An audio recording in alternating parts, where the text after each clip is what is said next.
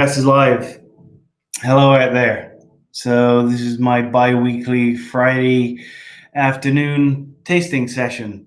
Um, we've moved around a bit. We started off with doing employees of the cellar at Tablas Creek. We moved to doing some ex-employees of Tablas Creek and seeing where they are and what they're up to. Then I went and did a couple of ladies that really inspire me down in the San Ynez Valley area with Story of Soil and Tribute to Grace. And then last week, the last time, we had Mr. Tyler Elwell of Halcyon, who worked for me both at Tablas Creek and prior to that at Lone Madrone.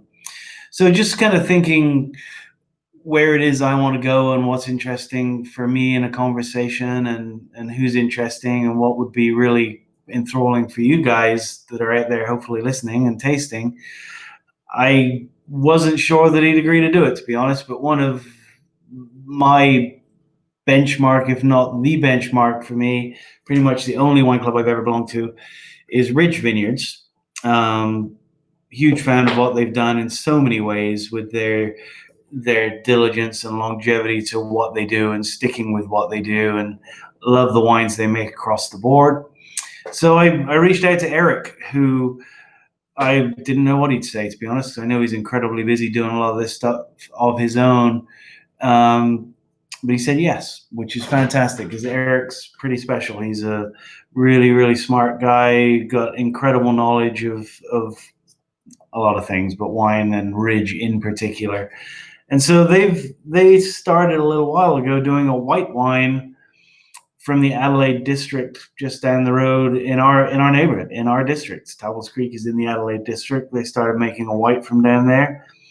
Eric came down and tasted with myself and the cellar crew when they were thinking of doing this, and they found a great source of grapes, and they started doing some white wines from the Adelaide district of Paso Robles.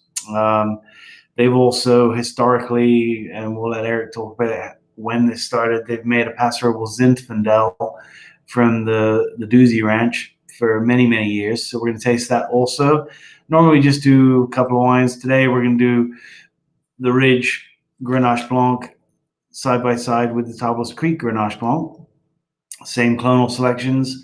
If you're a crow, it would be about maybe 2 miles to fly.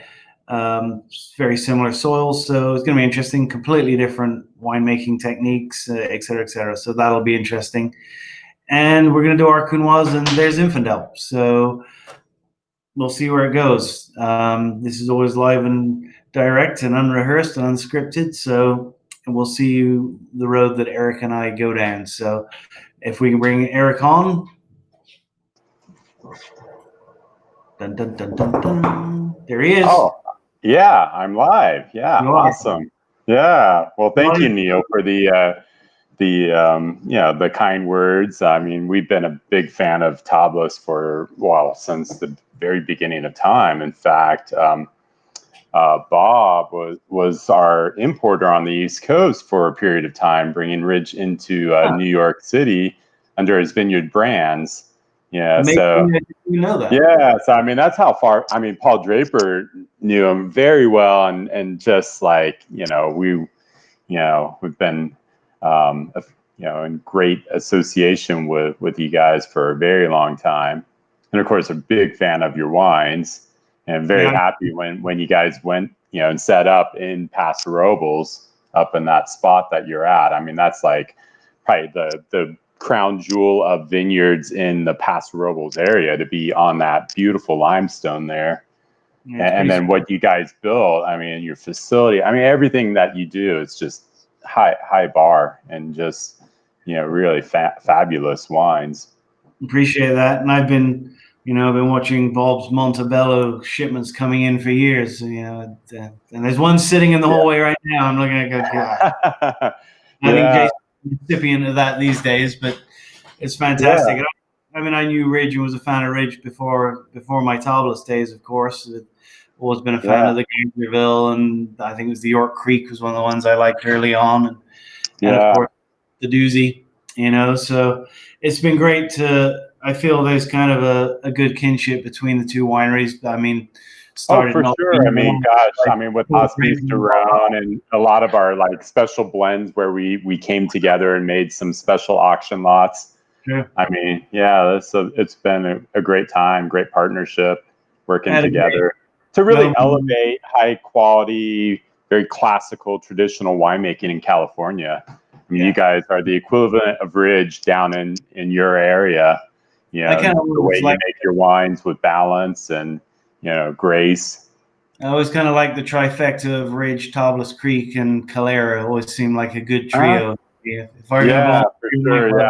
maybe the Right, three. and then cover the Pinot. But you Exactly. guys have some Pinot. I don't. We I do. think maybe I tasted it when I was down there with you guys. Yeah, But we it's do. it's a rarity. I understand. Winemakers that Bob had us plant for him at his house because he was his wine world was built from Burgundy when he started Uh-huh. importing wines in the 50s. So I think he just wanted to look upon Pinot growing outside his kitchen window, and that wine's name Full Circle, is an indication if he started in Burgundy and he ended Yeah. in planting some Pinot. And I've had a great time making it because it's not something I've done a lot of. When I first started in the business in Wild Horse, I used to make a lot of Pinot with Ken Volk, but never since. Oh So, yeah.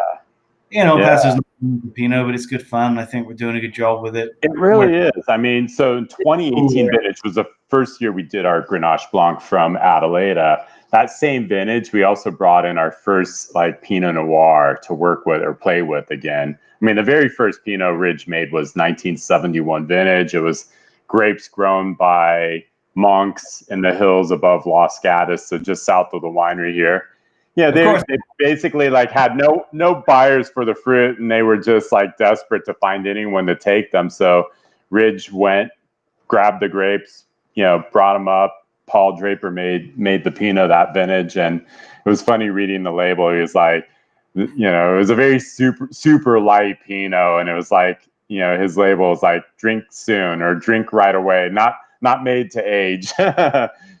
Yeah, compared to all the other one, the glorious Monte Bello with its deep color and tannin. I mean, to age forever. The same with the Zinfandels, but here came this Pinot Noir with very delicate color. But surprisingly, I'm sure it's still drinkable today. I mean, that's the thing about Pinots; it's deceptive. I mean, it could be very light and maybe not feel so tannic, but yet it can age so well. But uh, that was fun working with it in 18 is really getting a feel for what you can do with it, the so where did possibility. your Pinot come from in 18?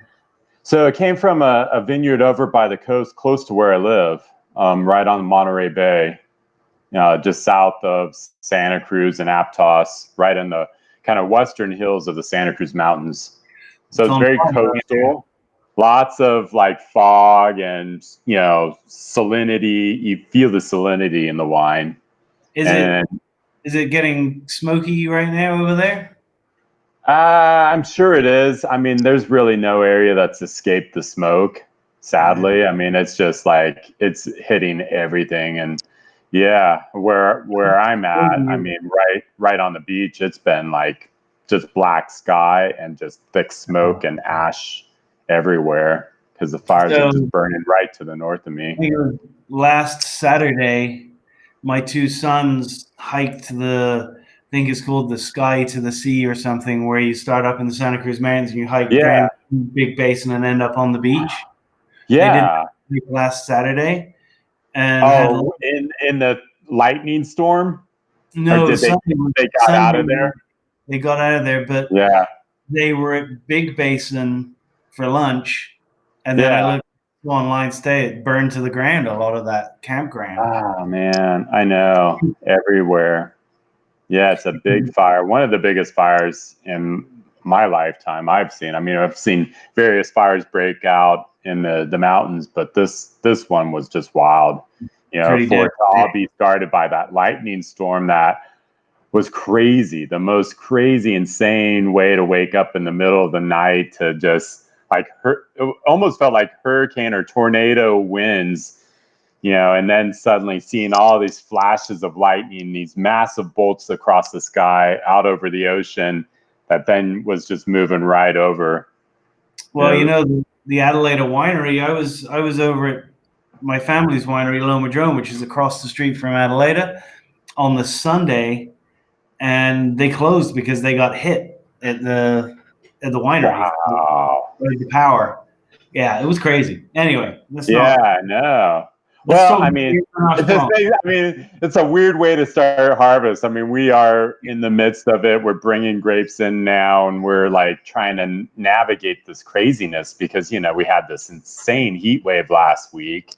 Yeah, and then we had the thunderstorm, the power outages, now the fire. It's just wild. I mean, we've been trying to bottle wine as well, and like trying to do it on days when it's not so smoky. I know, in the middle of a pandemic. Yeah, yeah, to top it off. Yeah. So I mean, that's been wild. I mean, we've been basically like shut down for the longest time in our tasting room, and yeah, I'm sure you guys too. We had opened, but outside only, and now tasting rooms are shut back down again because of the smoke for the weekend. You can't. Yeah, it was too hot last weekend, and then now the smoke. I know. It's just crazy. So let's go Blanc a little bit. There's already a question up here from Hal asking where you got the fruit from. So I'm just going to let you run with. Ours. I mean, I'm going to start making. If you guys ever are willing to sell some of your Grenache Blanc, we'd buy it. But I'm sure you need every drop you've got. So we went to your neighbors, Adelaida. They had some tonnage to sell, and so we brought in. I can tell you that. Yeah. So in 18, the vines set a little bit better, so we were able to bring in about, I think, a total of 18 tons. It didn't make that much production. I mean, we had some Roussanne, some Picpoul Blanc, and Viognier. So, we fermented everything apart, and I did a careful assemblage, but relied on Grenache Blanc as the dominant, and then added various percentages of Picpoul, Roussanne. I didn't add any Viognier because I'm sure you guys probably feel the same. As a little bit of Viognier goes a long way. It's such a dominant grape that even adding a drop to it just like really begins to overtake the aroma. So I'm curious why you went with Grenache Blanc. I mean, you guys are so Geyserville and Monte Bello and I mean, the whole story of why we even went to making another white variety, because for our entire existence, the only white wine we've ever worked with was Chardonnay grown right here at Monte Bello. And sadly, we've got a bunch of things going on with the vineyard here where our yields have been just steadily eroding. I mean, the 5 years of drought definitely inflicted damage to the vines. And then on top of it, the insect that vector Pierce's disease were much more aggressively attacking the Chardonnay blocks. And so we've just been losing acreage, and to a point where our white wine production has just gotten so small that we're looking at, any other varieties to work with to bring to the winery and, put into the cellar there, make use of our Chardonnay wine making area or cellar. Yeah, I thought you were just trying to steal my thunder. Yeah. Any of you enjoy playing with Grenache Blanc? Yeah, I love the Grenache Blanc. I love what it does. How it ferments, the character of it, the acidity. I mean, that's really, I think, something that's really coming from the soil and the area. Being on that western side of the mountains, facing the ocean, in limestone. I mean, it's extreme acidity, like we have here at Monte Bello with our Chardonnay. And so I'm just drawn to that type of white wine. I really count on high acid. There used to be Chardonnay on that. I mean, my first job in the wine industry was basically working at Adelaida Cellars. Oh, and really? They bought that while I was there. And there was Chardonnay planted there. I don't know if it's still there because there's the old Pinot there, the old Ranch Pinot. So that's like right across from the Grenache Blanc is a Pinot. And then, touring around the vineyard, I never saw any Chardonnay blocks anywhere. Unless they keep it hidden in a a I second always tell area. people, for me, Grenache Blanc is the greatest reflection of the limestone at Tablas. It really shows through in the wine, I Oh, think. absolutely. When I open the bottle here, you smell the crushed rock. Yeah, Of course, totally. I have less than half a bottle now because I'm sharing it with the rest of my crew here. We're all tasting away, and And we you, love it. Oh, it's a perfect wine for this kind of day. so you brought Adrian on as an assistant winemaker, is that correct? Yeah. So Adrian, who worked for you last harvest, Yeah, yeah. he grew up here at Monte Bello. Isn't that So cool? yeah, his dad's been working with Ridge, oh gosh, since the 70s. That's fantastic. Running and so Adrian's basically grown up, lived here on, the vineyard, and went to the local schools here. And then I when took he had just graduated high school, he worked a bit in the lab and, helping us in the vineyard. And then he decided to go on to enology school, get his degree. Yep. No, he was a really good guy. We had a good time working with him. He liked his cider too that he was enjoying down here. I took a great photograph a couple of years ago of my son now works with me in the cellar at Tablas, and he was filling the last foudre that we purchased, Yeah. that finished out our room. And I was watching him do it and then realizing that in 1995, I filled the first foudre that Tablas Creek bought, which was actually at Adelaida Cellars at that point. Yeah. And it's kind of cool that one generation filled the first and the next generation is filling the last one. It's good to see generations move into the winery, even outside of the family that owns it. It's Yeah. Oh, I agree. generation with Jason, and that was a Yeah. given. It's fun.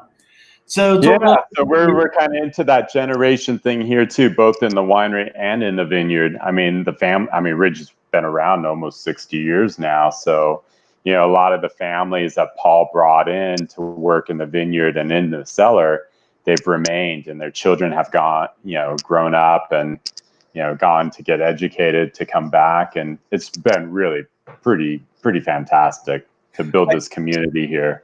I think it's an incredible reflection, not only of the wines, but of the company that the people want to stay that long.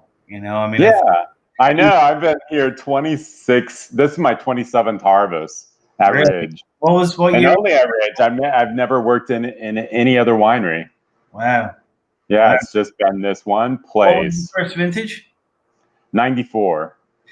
All right, so you know what is interesting is the first wine that I made for Tablas Creek with Tablas Creek was 94. Oh my God! So 2 year that old grape wines. I know. Cheers to 94, huh? I know. It was such a good year. Yes, exactly. So talk a Yeah. little bit about your making the technique, your vinification on this. Yeah, so 19. So what we're drinking is the 19 vintage. I just bottled in May. It's about to be released, and the yields were not nearly as good, so the fruit was a little bit more concentrated. We picked about the same time, mid-September, and we treat it just like Chardonnay coming in. So we do whole cluster pressing with our membrane press. Run it through a program, gently extract the juice, collect it into a tank, let it sit overnight. We don't add any nitrogen or any kind of protection to the juice. We want it to brown naturally before it goes to the cellar to barrel ferment. And then kind of once the juice is into the barrels, then it's in the oldest part of this winery, which was built in the 1880s, dug down into the hillside, into the limestone of the mountain, where it's nice earth temperature, where we've got all our Burgundy barrels stacked. And there we wait for natural yeast fermentations to start. And it could take, about a week or I've seen it actually go out to about 2 weeks before there's any signs of fermentation activity. Business right there. Yeah. And so then, and then being in a cold space, it just takes a while before it's done. So, I mean, I think this fermented out to late December. Yeah, it's kind of a funny thing for us. Grenache Yeah. Blanc is always the Always the struggler. It always takes a long time to ferment. I don't know why that is. We don't pick it any riper or more sugar. It just seems to Yeah, take time. There's a comment here from Adrian. Will we yeah. ever see another Ridge Tablas Creek collab again? I think Adrian probably was the last Ridge Creek collab. I know. Well, we did that one. Oh gosh, what Yeah. was maybe 2005? We did the 50-50 Oh, blend. Your Grenache, our Grenache yeah. for Hot Beast. I think we still have some of that kicking around. It's fun. I'm sure we do too. I'm not sure anyone ever, whoever won that lot ever picked it up. Oh, really? Wow. Yeah, yeah. Or maybe So, they finally did, but I remember sitting around in our warehouse for a while. so is this white wine? Is this going into the old Chardonnay barrels? Is that the program, It or is, yeah, and a little bit of new, and mostly American. okay? So when I started here at Ridge, I mean, we're American oak for red wine solidly, but for our white wine program, it was almost entirely French oak between Francois Frere and Syrah barrels. And then we began to play around with some American oak Burgundy barrels, trying various ones, doing experiments, doing the taste test between the two. And through that, we kind of worked through and found the best American oak barrels to transition the white wine barrels over to. And Which what we could found is, at least for a Chardonnay, what was magical was that it was the oak that was coming from a region, of Kentucky and Appalachia, versus Ozark versus Minnesota, which are different regions. Different, it's the same species of tree, but just different flavors. And Appalachia just was something that really complemented our fruit. It integrated nicely. And so we really shifted a lot of our barrels towards Kentucky oak in our white wine program. how would you characterize Kentucky oak as a flavor profile?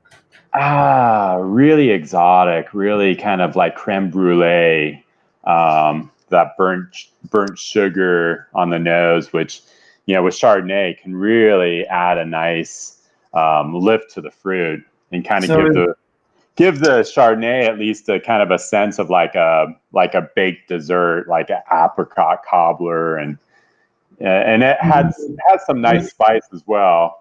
which cooperage is that? Was that Kelvin or something like that? Yeah, originally it was Kelvin, so they were really the breakthrough cooperage for us bringing Kentucky oak into the Chardonnay cellar. And then from there we went to Radu, then we went to Canton, and a few others as well. I've even gone to Australia. Really? Yeah, to get Virginia Shenandoah Valley oak You through had to go AP to John. Australia to get AP that? John. Yeah, Oh, yeah, with in the red, Adelaida. the Yeah, red so shirt. it's funny. They bring in oak from Shenandoah Valley down to Adelaida Yeah. and make barrels for a lot of the wineries in that area, and then they always make extra, and so then we bring usually 3 or 4 into the cellar. Would take it to Adelaida, make barrels, bring it back, and you put fruit from Adelaida here into them. Yeah, I know. Kind of ironic. Yeah, it really is. Yeah, full circle. I never used those barrels at all. Yeah. So is it Yeah, so the 19. I also, I brought some concrete in. So I've got a couple, like 3. They're called the Drunken Turtle. They're made in Italy. okay? So we brought those into the cellar down in the Chardonnay cellar to put juice in and ferment out. So 19, I did 1 concrete tank of Grenache Blanc, 1 of Roussanne, and 1 of Picpoul, just to see what they would do. Having no oak influence, just having the contact with concrete and the shape, so you get the convection mixing, and they turned out nice. I really like concrete. I like what it does. Yeah, I just started 3 years ago with a couple of eggs from Sonoma cast stone, Okay. with Viognier and Grenache Blanc, Vermentino, and now we're playing with some reds in there, some Grenache, which I think is going to be really cool. Oh, I bet. Yeah. Yeah. No, Yeah, I like the idea of concrete. I like the idea. It's a little expensive and a little I fragile. know it is expensive, and then they're hard to move around. So kind of once you get them placed, they They stay. Pretty much staying. It's like pretty much the ones that we put in our Chardonnay cellar. I don't think we'll ever be able to get out of there if we ever wanted to move them. It was pretty impossible to get them in the first place. Yeah, no, I have one concrete tank at my cider house, and we had to move it. We had to find like a 20,000-pound forklift to move it 10 feet. Man, ridiculous. Yeah. We got it. We didn't break it, so there you have it. So in contrast, our Grenache Blanc, which you have, is and what's kind of interesting is it's a little darker in color than yours, but ours is probably like 1 year of age, you think? Maybe, and sometimes it tends to throw a little color. And this is a lot of stainless steel, and then it would be neutral pungens and a foudre. You know, we usually ferment Grenache Blanc, and some of it will go in here, some of it will go to the Esprit, but nothing new on this one.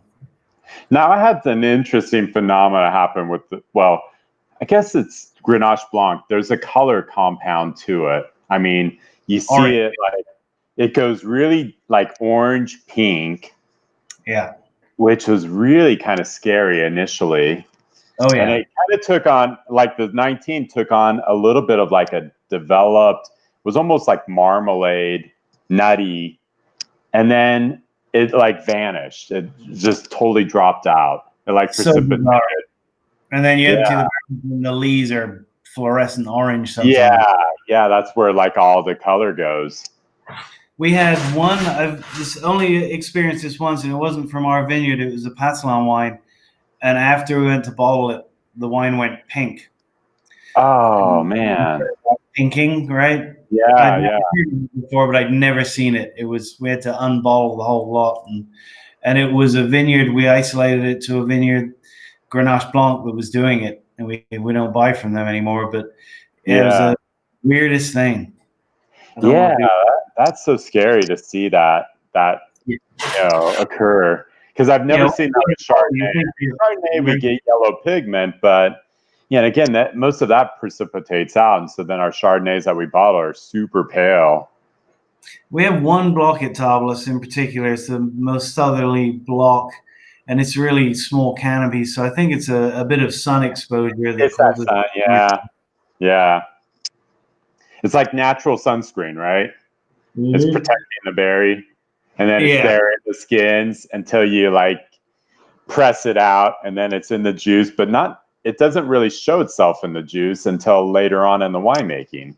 So this year, we did an experiment right after primary, and so before malolactic, it was in that like orangish pink phase, which really scared me to death. I was like, "Oh no, what to do now? What would Neil do?"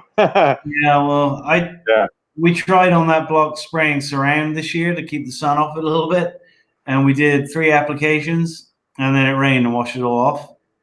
Oh no! So we did another one, and then it rained again. So we're back square one. But we saw the same thing. We made our first vintage of Blanc last year. And we saw the same thing in that, same color profile, which, I didn't see anything like this. When I put it in the press, picked it at night, put it in the press, good and cold, looked like a white grape. When I dumped the white press, the skins were orange. Just incredible. Oh, wow. It was really bizarre. We're nervous on that. That kind of you want to make just orange wine, then just let it go, right? Yeah, I know. Yeah. We've been contemplating doing that here, but I don't know. Well, it's definitely, orange wine's an acquired taste. Yeah. Blanc would be a great candidate for doing that. Yeah. What I really like, and I think people would be interested to know this. Obviously all the Ridge people already will, but I love the fact that you have the ingredients. Yeah. On the back, which is not mandated by anybody. You do that from choice. Yeah, it's not mandated by the government, and the government forever forbid us from doing it. Paul Draper had lobbied them long back in the 80s, and they were like, absolutely not. You cannot list your ingredients. Consumers really would be, it could kill the industry if you list, or force wineries to have to reveal what they do. I think Randall was into that too, right? I mean, I seem Yeah, to. he did. Yeah, he got his labels through, and we saw that, and we're like, oh, well, let's try it again. So we went back to the government TTB, and yeah, they had changed their tune. They're like, okay, you can do it. It's voluntary. We're not ever going to mandate that wineries do it or have to do it. But if you do put your ingredients, then it's something that can be audited. They can come in, and if you've like misstated something or hiding something, you could get in serious trouble. What was the motivation to do it? I'm curious. Well, it's this thing of, how we make wine, how we farm. We think of wine as like food. It's something that you're going to enjoy with food. It's something, it's part of your lifestyle of living. I think you want to know what you're putting into your body. And, for us, our approach of winemaking has always been minimalist. So it's putting in the most minimum interventions in winemaking. So, it's relying on the natural yeast. We're not adding nutrients or feeding the yeast during fermentation. Occasionally, there might be a vineyard that's kind of on the low side of acid. So we'll hit it with Tataric if we need to make the wine a little bit more lively. Or in the case of a lot of places like Monte Bello, we're adding calcium carbonate to knock some of the excess acid down during fermentation. So those are kind of the two things that we might put in during fermentation. And maybe this is probably the most controversial. Is you look at the Paso Robles ingredient, it says 4.7% water addition. Yeah.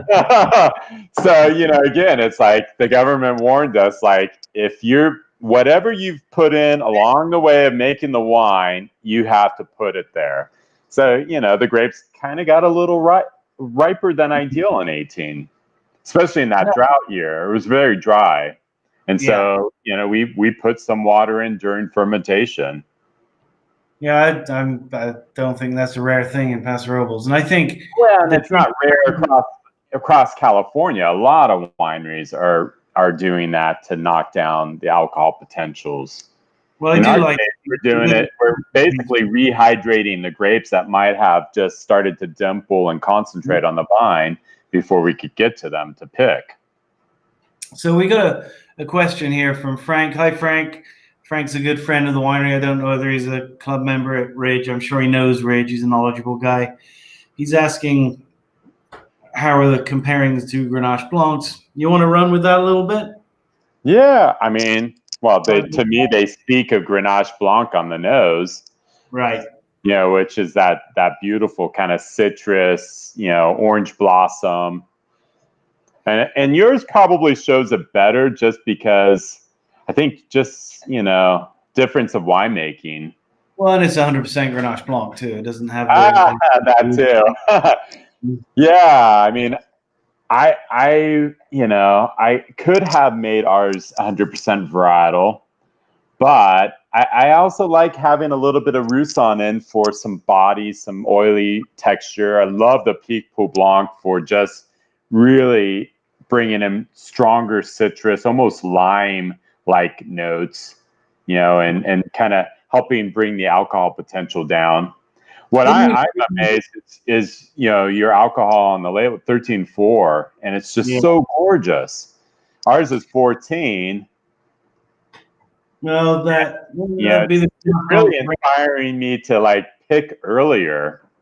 Yeah, it's good. The Grenache Blanc loves it, and it produces plenty of sugar. But it brings me back to the question of, wasn't the first vintage you did, you named it Adelaida something? It wasn't Grenache Blanc, am I right there? No, we did Grenache Blanc. Yeah, I did a separate blend. So, when the 18 tons came in, we kind of separated out the Grenache Blanc labeled wine, went into the US market. The little tiny kind of more mixed wine, it was kind of 50% Grenache Blanc, 50% the others in a blend. We did a little tiny release here at the winery. We called that wine Adelaida because we couldn't put varietal on the label because it was less than 75% varietal. So the Adelaida was what we released from the winery last fall, a year ago. So I'm going to go off subject a little bit here. Ryan Pease, who commented earlier saying that we're two of the best wineries in the world, which is really nice. Ryan's a Thank local, you. Yeah, a that's local kind. young guy who's making a lot of Mourvedre and Uni Blanc. And he posted a picture of a bottle of Ridge white wine that I'd never seen or heard of, and I've never had it from you. An unusual varietal. What would that The be? Italian, the Yeah, Italian variety, yeah. Palangina. Yes, exactly. Yeah, yeah. Never had it. He told me it sold out, so I couldn't get any. But Oh man. Well, I've got some in my cellar at home. I've been drinking it on these really hot days. Yeah, like last weekend when it was like 100 degrees, I was just soaking in my hot tub with the heater off and just drinking that wine to cool Fantastic. off. So Yeah. Ridge are making rhones, they're making Italians, they're doing Pinot Noir. What are you bored? What's going on up there? Yeah, well, we're bottling like over 35 different labels. Wow. Yeah. I mean, it gives us a lot to play around with. But of course, I mean, the main staple here of what we produce is Monte Bello, Guys of Adelaida Springs. Those are like the golden triangle wines. We those are the wines that get the bulk of our attention and efforts. Fun to play with, and I think you learn from playing with different varietals too, right? I mean, Oh, of certainly. course, yeah. And there's another. Oh gosh, what a Charbono. There's another bottling of it. Oh, You really? gotta try that. Yeah, maybe I'll have to send you down a care package of some of these really unusual things. I'll send you some Bourbon Blanc and some weird stuff too. And Charbonneau, my wife's father, who passed away probably 10 years ago now, but he was obsessed with Charbonneau. He used to own a liquor store in his youth, and he had I think it was Inglenook made one way back when, and he had this Yeah. and he was always trying to find one, and he would find them and bring them to me, and they were never very good, but I'd like to stay in. Yeah, well, so much of it got ripped out, and there's not much of it made. So what we've got is coming from Calistoga. Okay. Little tiny block survived, and yeah, it's fabulous stuff. Now we're gonna have to talk Jason Haas into making a Tablas Creek Zinfandel just to keep up with you guys. We're doing Yeah. so.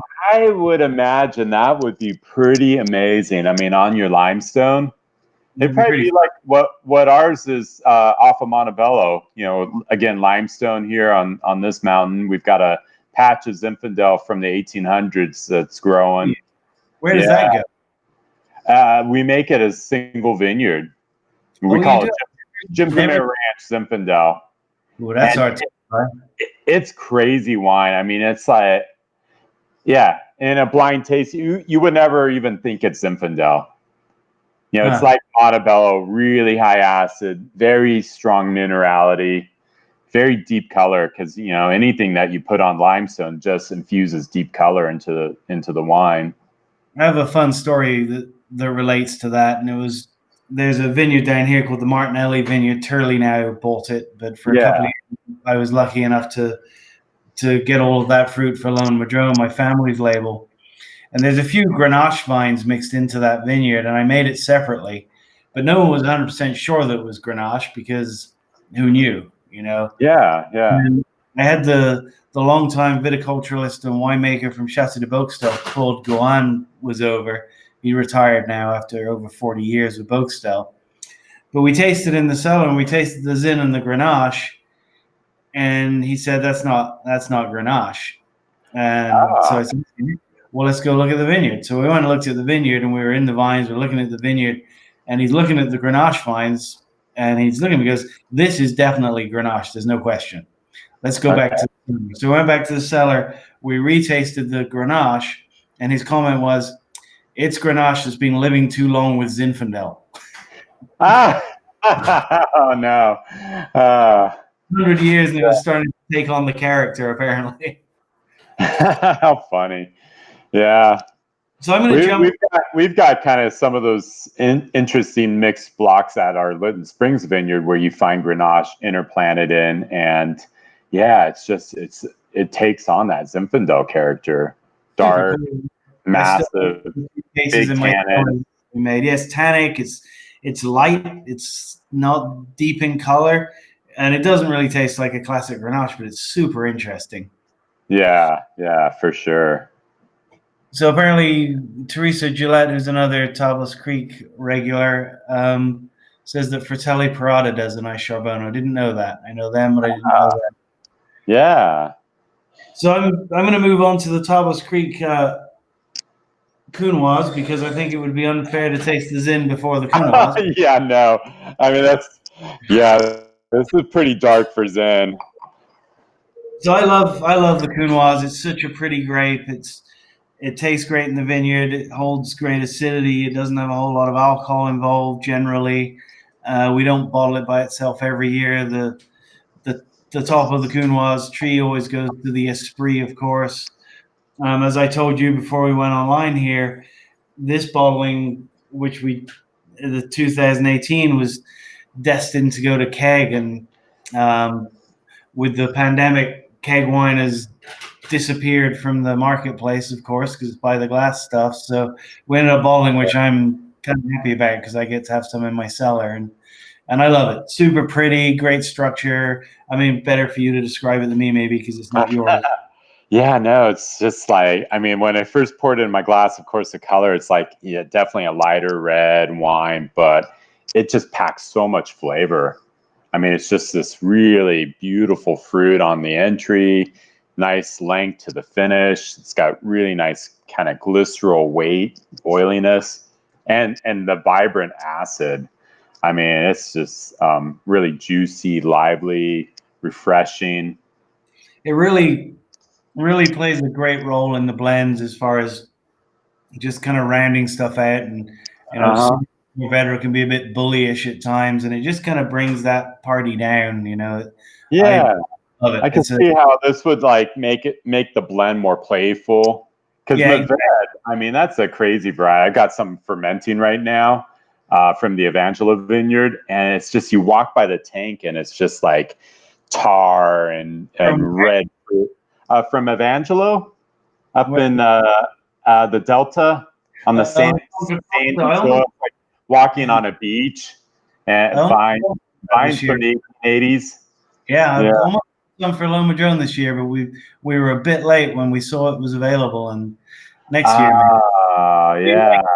Is that something It's that I so pursue? beautiful, but it is so like dark and Love that. it's got a lot of mouthfeel. It's got these kind of really strong tannins. So No, I that's interesting. could see something like this and joining the blend of really, yeah, rounding things out and kind of taking the fruit to a higher point. It's funny, right? So go figure. Those guys that planted the Geyservilles and the old vineyards with the Yeah. different communities in there, they kind of knew that, I think. Yeah, definitely. Like I was just at Geyserville on Wednesday walking through sampling grapes and walking through the oldest block that has the 23 different grape varieties. And it's Wow. just so fun because you're just walking vine to vine and it's something totally different. You taste the flavors of the grapes and it's the magic of that vineyard and how they had that idea to plant that way to make a much more interesting wine. So it's fun when that block comes in, all the grapes are picked together in the same bins, crushed into the same tank, and it's just this wild co-fermentation. It's funny, And, right? you know, We lost that somewhere along the line and started being more focused on yeah, keeping things clean and straight and in their bordered maybe blocks. we've become too That was uptight. kind of the post-prohibition period of like UC Davis starting up and all the new viticulturists, new winemakers wanting everything to be nicely organized in the Yeah. vineyards. Maybe we should go back to that a little bit. Maybe we've become a Well, bit we too. have, at Geyserville back in 2000, as we went to replant a fallow piece of ground, we just replicated the old patch mix. So Cool. I've always been looking for the elusive Counoise that's in the vineyard until David Gates, our viticulturist, finally told me it doesn't exist in there. But I We found should there's something else in there that we looks won't like David. it. We'll just bring some vines Yeah. up and slip them in there. How Yeah. is David? I haven't seen him in ages. Is he all right? Yeah, no, he's busy right now, and he's just been sweating it with the heat, the fires. I mean, it's just, it's a tough way to start the harvest. I mean, if Yeah. again, COVID wasn't bad enough, you're worrying about your picking teams, everyone staying safe, social distancing. Same here in the winery, and it's like, on top of it, you gotta watch for fires now. Yeah. What's next, right? Hopefully we get through Well, we figure, okay, an earthquake could just like, game give us over. even more excitement. All right. Let's talk about the great Benito Doozy. Yeah, so this vineyard, we've been bringing the grapes in since 1967. Wow. Because in the early days of Ridge, I mean, when the founders of Ridge started up, it was just Cabernet, Chardonnay grown right here at the estate. They took the old abandoned winery, began restoring it, began replanting a lot of the land that had been lost after Prohibition. So as they were waiting for all their new vines to come online, they needed cash flow. So they were looking at going out to find grapes from other areas to bring up to the winery, crush and ferment.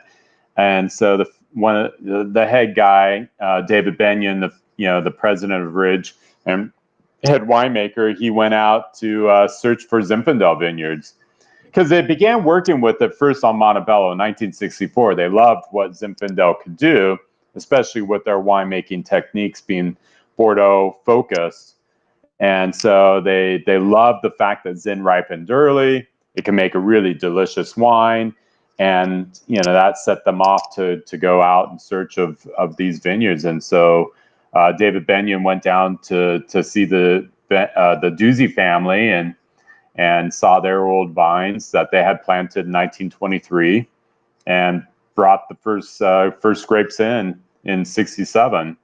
So Benito lived on that property, wasn't married, was there. So he was the youngest of the Doozy siblings. It was the parents that planted the vineyard. So Sylvester and Katrina Doozy, they bought the ranch and planted the vines. Benito wasn't born yet, but his older brothers were there with the dad to help tend the vines, and then they went off to war. Benny was left behind, as I think he was like 13 years old when he first started driving the tractor for his dad to take care of the vines, and basically was married to the vines for the rest of his life. He never got married. That was his life. Farming. David Gates took me over there and introduced me to him once, and it was just such a old world thing to witness, standing there with this guy. I think he told me he was 14 when he started working the vines, and that's 14, all ever done. Whatever. Yeah. I don't think he could remember, to be honest, but there was no freeway there. And that's all he'd ever. Oh, I know. Could you imagine back in that day of just. And he was what life was like. I think his brother was Dante, and he was making fun of Dante because he pulled some vines out at some point, and Benito didn't pull it. Yeah, well, Zin was a tough grape to find buyers for. So it just wasn't lucrative. And so Dante planted Cab on AXR, which was failed. And so those vines started showing phylloxera effects, I think in the 90s, early 90s. And then they tore those out and went back to Zinfandel. So someone's asking how many people buy from that vineyard, and it's not many, right? I mean, it's mostly you, but there's been a smattering over the years. Well, I'm sure. Like in the early years, there was Peachy Canyon and Ridge. So we were both fighting for our blocks. And then Benny just kind of got tired of having to deal with so many different personalities and characters and wineries. And he decided like we were the easiest to work with, and we would always make sure to pay him the best price. And, we made sure his life was good. And we just love working with his fruit, and he's just a masterful farmer. But today it's really just Ridge now for the bulk of that ranch. And then Janelle gets a little bit. I think she gets a couple tons. And beyond that, there's really, I don't think any home winemakers now getting any fruit from there. Yeah, I've heard this year, I mean, we hope no one else is getting fruit because the crop just got burned so bad by a lot of the heat waves this summer. And, I don't think you guys got much rain down there. So they're kind of stressed vines this year. So they didn't put out a big crop. I think Benito Doozy's vineyard may be the first Tablas Creek's in. I'm going to go in there and. Yeah, you got to try some. I mean, look at this color. Pass along to Doozy. So I have a question I want to answer. It's from Steve Hewitt. Neil will help. Dante Vineyard is on the east and Benito is on the west. It's the other way around. Benito it's the other way around, yeah. So Benito's just on the east side of 101. It's kind of sandwiched between the antique shop to the south and the propane or tank something company on the north. So it's opposite, Steve, to what you're looking at there. Yeah. So in the glass, it's all like river rock gravel. It's like a washout from the Salinas River, and so you're walking out there. It's ancient head pruned vines growing up through that stony soil. I mean, it's crazy to realize that anyone that was born in Paso Robles in the last couple of generations has been driving by that thing their entire life, and it's not really where you'd necessarily seek out a vineyard today, but it's so classic and so it's so good. And 18 was just, I mean, the berries were tiny. We went into these smaller fermenters. I know the color is just inky. Insane. I mean, it's really atypical for the Paso Robles Zinfandel. This year, it's just like the grapes were on steroids for color and tannin and acid, which again is really unusual for such a warm region where Zins tend to lose their acid, and you end up getting kind of these sugar spikes. So you end up with these really high alcohol potentials, and then you end up with like lighter color and softer tannins. But this 18 is totally different. It's really quite unique. But we did ferment it in small tanks, and we did put submerged cap grids to help accentuate extraction. It kind of goes back to the early days of Ridge. I mean, that was the way they extracted from the cap, is that they had wood tanks. They plunged the cap of skins down into the juice, nailed the heading boards across, and they go on to do their job during the week down at Stanford University, and then come up on the weekends and check that the cap was all still there and fermenting. But they were home winemakers. They had day jobs. They couldn't be there to keep the cap wet all the time. Yeah. No, I just built a trial one submerged cap about 4 years ago, and I just had a bigger one built for this year. So I've been playing with that. Worked really well with Terry Noir last year. Was a huge success in there. It's kind of nice. You don't really have to do much. You just kind of watch it, and it's an interesting technique. You just lower the grid and then wait for the yeast, and then there's all that upward activity to push the cap up, but it's pinned, and you see the juice just kind of coming through the grid. I mean, it's the thing is, in the design, you got to be really careful to make sure that you're releasing the pressure below the cap, because if you don't, you can end up with the grid system wanting to push out, and with force. There's a lot of force to fermentation. The first time we did it, the guy that had built put these little clamps on it, and I was kind of like, I'm not sure. And within a week, the thing was blown out of the top of the tank. We had these like really narrow, tall cylindrical tanks, and we would lower a grid in and inflate an inner tube to kind of seal the grid to the side of the tank. And then of course we come in the next morning after the fermentation, just take off. The grid would be up, and juice and everything would be out of the tank. I'd kind of like to put a pressure gauge on that grid and see how much force there is actually pushing on that. It's crazy force. And you guys have big tanks with that. Mine was a little 1.5 ton fermenter. This year's Oh a 3. yeah, I know. Most of the tanks we have the grids on are like 5 tons. Yeah, that's serious. They put some force on the grids. This is really, really pretty. It's really pretty soft to me. It's Yeah. Well, we go for gentle extraction, but nice, full, complete extraction. We're tasting, 5 times throughout the day, every single tank, as we're making decisions to do pump over. We do a lot of aerative pump overs as well. So letting the juice splash into a tub before it goes back up over the skins. Even And that on oxygen just kind of helps round out the edges of the tannin. Do you do a lot of whole cluster stuff or no? No, not with Zinfandel. So, we used to do that for better tannin management with varieties like Petite Syrah.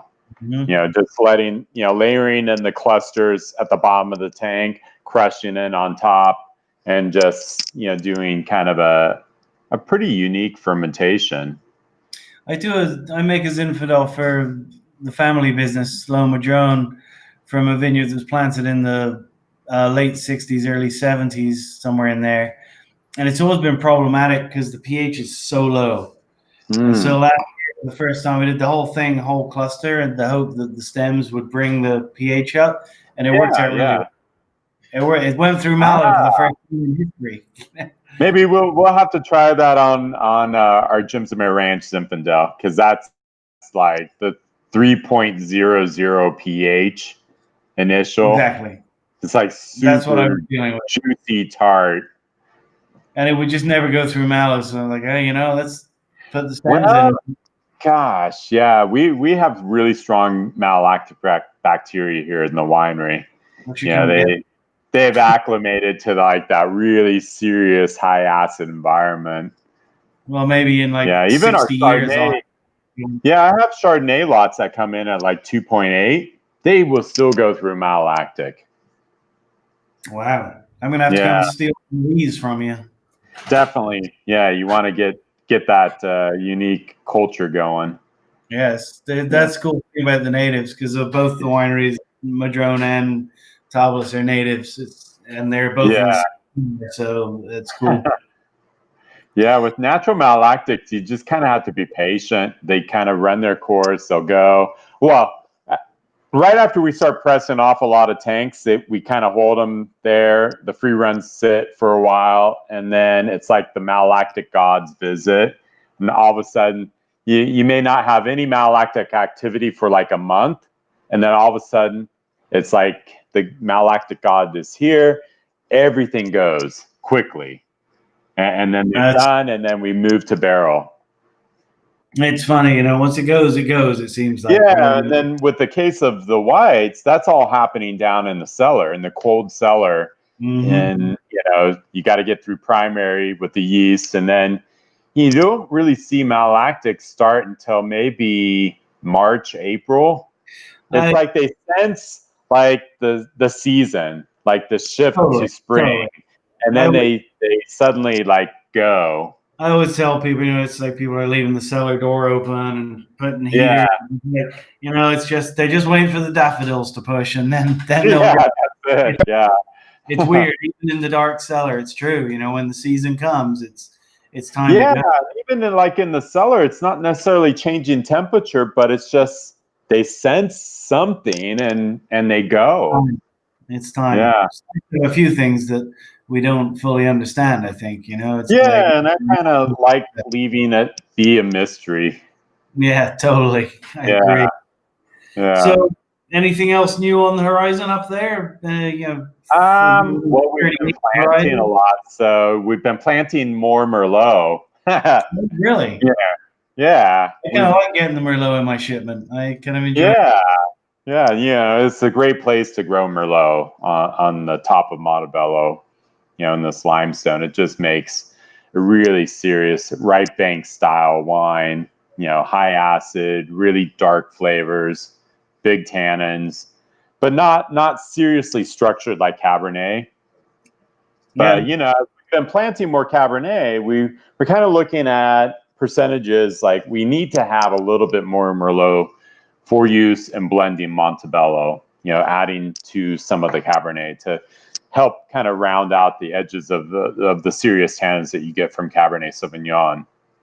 So Hal is asking, he's a couple of good questions for you, actually. One is, which Zin would you say is the Ridge flagship Zin? And the other is the ageability of your Zins to hit their prime.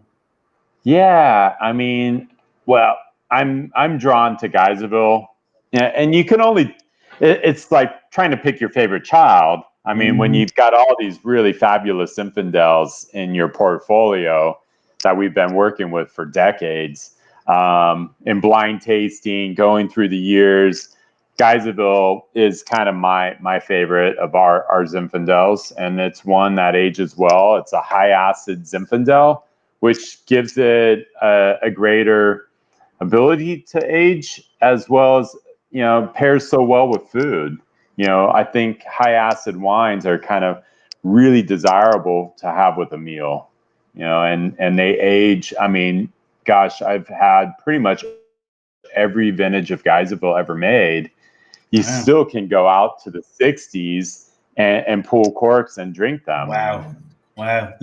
And I love the flavor that develops over time. So when you're like at the 10th year, you don't have that like really drenched, saturated primary fruit. It kind of melds into more like a baked dessert, like a pie, a cherry pie Spicy. or blackberry. You get the kind of the burnt crust, and the tannins kind of soften. The color shifts a little bit more towards that. Still going to be purple, but with an edge of brick. Yeah. And then as you get to 20, then it's like fully mature. It's in that secondary age, and now it's just like delicious. The tannins are so soft. The fruit is all the way over into that where it's baked dessert, full baked dessert. And then as it gets 30 years, then it's starting to go into those tertiary flavors. So fun. I mean, so few people get to taste wines like that. I mean, you were lucky for that, and I was lucky to have Robert Haas as my boss, and I'd go to his house for dinner once in a while, and he'd pull out bottles from the 60s and 70s, and just to kind of understand where that is and what that is kind of cool. You have to get your head around. Yeah. Like, I mean, it's so sad because most consumers, connoisseurs today, they don't. Yeah, I mean, I'd say at least a good chunk of the Ridge collectors, connoisseurs are buying enough quantities of wines at release that they lay them down and kind of follow our recommendations on ageability. But again, out in the U.S. market where you're using distributors and you're sending so much wine out to restaurants, or at least we used to be. I mean, so much of that wine was immediately being consumed. Yeah, totally. And so there is really no thought about aging potential and putting away bottles to cellar. Well, I'm gonna have to get myself a second job so I can start buying some Monte Bello cab and putting it in my cellar for the future. Well, you can all get onto the futures program. That's really the best way to get Monte Bello for a reasonable price. I mean, if you don't buy at futures, then you wait for the regular release. I mean, you're now looking at like $230, $240 a bottle. You buy futures, you're getting it, I think, $129, $130. I gotta figure out that program because I love that wine. I want to put some in my cellar, but it's $230 is a lot to buy a bunch of it. I see Bob's. I know. I see Bob he's coming through the winery. I'm like, I know. I remember the days like when I first started here. Monte Bello was $60 a bottle. Lytton Springs, Geyserville, both were, I think, 12. The Chardonnay was like maybe 14. Yeah, different time. Yeah, totally. Different time, place. And even at that point, I mean, farming costs weren't insane. Operational costs wasn't crazy. Now, being a winery, one of the few wineries in the Silicon Valley economy, I mean, it's just insane trying to operate here. Oh, yeah. The cost of living is insane. I mean, what we have to pay our teams to make their lives, so they have a good life. Totally. We help at least on the side of production and vineyard. They have houses here in the vineyard and around the winery, nice houses too, so that they live comfortably. They have their housing covered. They don't have that pressure on them to try to survive in this environment. Because, I mean, you could barely make it in Silicon Valley with less than a $250,000 a year salary. Wow. Yeah. And I'm not moving there in a hurry, I'll tell you that. But yeah, and it's a different world. I mean, we look right down at Apple's spaceship, the mothership, and I think they just hit today like a $2 trillion valuation as a company. Wow. Here we are, just this little tiny thing up on the top of the hill, but we're as well known as Apple Computers for businesses in Cupertino. I'd rather own a room full of Monte Bello Zin than a bunch of. Yeah, I know. Yeah. Cool. Well, we've been an hour, and that's long enough taking up your time. I'm gonna bring. So my two boys are both. One works at Tablas Creek with me. The other is running the Low Madrone program now, and they relentlessly make fun of my obsession for Ridge because they've never been there. So man, no, they got to come and see the place and get down in the cellar and make them understand why. Also, like have an appreciation for how a winery on a hillside has to operate. Totally, the whole situation. Oh my God! Like today, we were bottling, and I was racing back and forth the hill. The bottling's at just above the winery, and I was getting the wine prepared and having to send the wine up to the top tank. And man, I tell you, I my legs are exhausted. I made that trip, I don't know, at least 10 times today. In the smoke. Yeah, luckily the smoke cleared. I mean, the winds here have been shifting. Like, who knows? Right now, I'd probably go outside and smoky again. But yeah, it's just been changing. Well, Eric, it's Friday night. You need to go home and. Yeah. Thank you home and drink some of this delicious stuff. Your Counoise. I love it. Yeah. I'll be digging into this Doozy Zinfandel for sure. Well, cheers. So much for doing it. Yeah, it was so good to see you. I wish you the best of luck with your harvest when you finally start bringing some grapes in. Yeah, well, that's Monday, so here we go. Oh, yeah, here's the Monday. Yeah, same with us. Monday, we get our 2020 Doozy fruit coming in. Yeah, I've missed the boat for this year's Tablas Creek Zin then. Next year. Okay, yeah. All right.